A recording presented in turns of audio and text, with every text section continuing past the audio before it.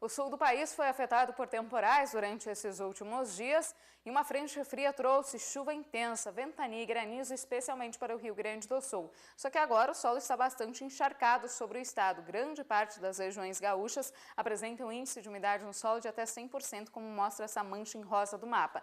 Entre Santa Catarina e Paraná, o índice não está tão elevado, mas ainda assim varia entre 50% e 70%, o que garante boas condições para o desenvolvimento das lavouras de milho segunda safra.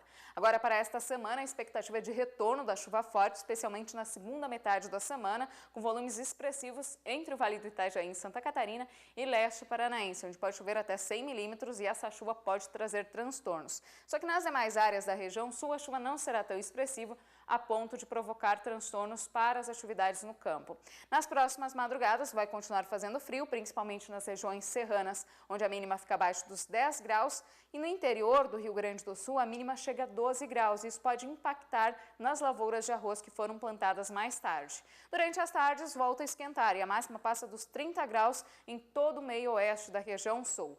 Na próxima semana, a chuva diminui de intensidade e as pancadas que atingem toda a área central da região sul serão muito isoladas e de baixos acumulados. Então, é uma chuva que não chega a atrapalhar as atividades no campo e tanto a colheita da soja no Rio Grande do Sul como o plantio do milho segunda safra no Paraná devem avançar bem durante esta próxima semana. Ao longo das madrugadas da próxima semana ainda faz frio em algumas cidades, principalmente regiões serranas. Só que no interior dos 3 estados a temperatura fica um pouco mais amena.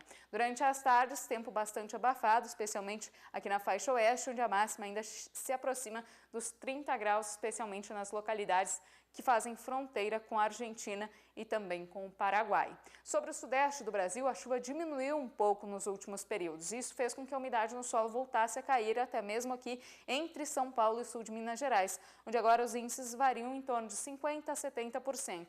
Nas demais áreas aqui de Minas Gerais, também Espírito Santo e Rio de Janeiro, a situação é bastante crítica, porque nessas áreas o tempo estava bastante seco e quente, e isso se reflete no déficit hídrico sobre esses estados. Agora, para os próximos dias, a expectativa do retorno da chuva forte, principalmente mais para o final de semana, o volume de água deve aumentar entre o leste de São Paulo, sul de Minas Gerais e sul do Rio de Janeiro, onde pode chover até 50 milímetros em 5 dias.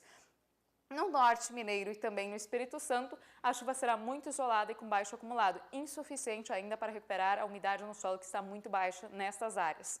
Durante as madrugadas desta semana, a temperatura fica um pouco mais baixa aqui no sul de Minas Gerais, mas em grande parte da região sudeste, madrugadas ainda com temperaturas amenas. E as tardes ficam mais quentes no norte mineiro, Espírito Santo, Rio de Janeiro e também entre o oeste de São Paulo e Triângulo Mineiro. Nesta área aqui entre o sul de Minas Gerais, partes do leste de São Paulo, a temperatura fica mais amena por causa do avanço de uma frente fria pelo litoral do sudeste.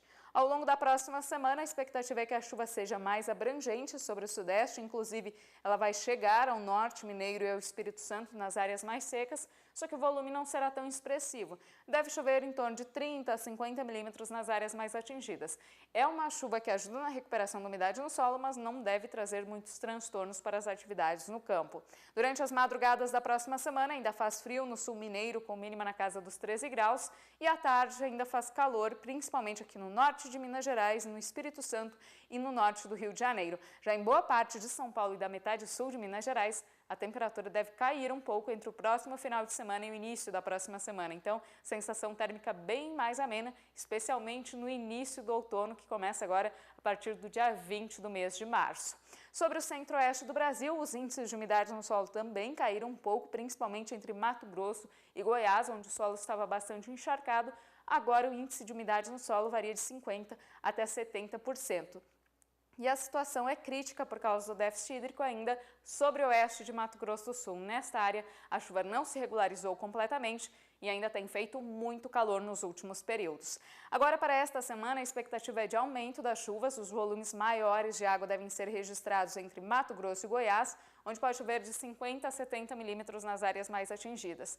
Não é uma chuva totalmente homogênea, que deve atingir todas as regiões, mas em algumas cidades essa chuva pode trazer problemas para as atividades no campo, especialmente para o plantio do milho segunda safra. No decorrer das próximas madrugadas, tempo abafado, as mínimas ficam acima dos 20 graus em várias cidades do centro-oeste e tardes bem quentes, especialmente entre o oeste de Mato Grosso do Sul e o sudoeste mato-grossense, onde as temperaturas máximas passam dos 35 graus durante as tardes. Na próxima semana, a chuva ganha um pouco mais de intensidade no noroeste mato-grossense, mas em grande parte aqui da área central da região, a expectativa é de chuva mais isolada e de baixo volume acumulado. Então, é uma chuva que mantém o solo úmido para o desenvolvimento das lavouras de milho segunda safra, mas não chega a atrapalhar as atividades no campo.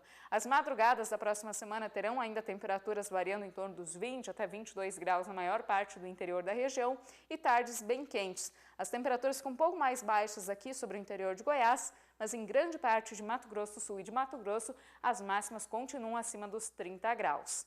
Sobre o norte e o nordeste do Brasil, a chuva tem aumentado cada vez mais, principalmente aqui entre Amazonas, Pará e a faixa norte nordestina. Inclusive, em alguns estados, essas chuvas têm trazido danos para as estradas e para o escoamento de grãos desta safra e também tem complicado as atividades no campo, especialmente na fronteira agrícola do Mato Piba. O excesso de umidade agora pode ser um problema para as atividades de colheita da soja.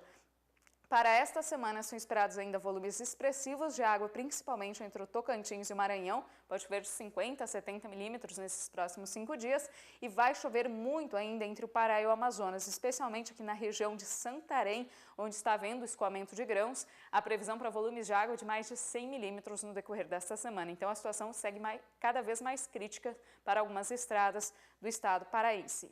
Agora, para esta semana, temperaturas amenas em grande parte aqui do norte e nordeste do país. As mínimas ficam em torno dos 20 até 22 graus em grande parte dos estados e tardes quentes. Mesmo com a previsão de chuva forte, as temperaturas facilmente passam dos 30 graus durante as tardes. Ao longo da próxima semana, a chuva diminui um pouco de intensidade aqui sobre a fronteira agrícola do Mato Piba e os maiores volumes de água se deslocam mais para o oeste da região norte. Desta vez chove forte entre Rondônia, Acre, Amazonas e Roraima, com volumes de água de até 70 milímetros em 5 dias. Nas madrugadas da próxima semana, a temperatura não varia muito. As mínimas seguem na casa dos 20, 22 graus na maior parte das localidades e as tardes seguem bastante abafadas, com máximas acima dos 30 graus na maior parte dos estados.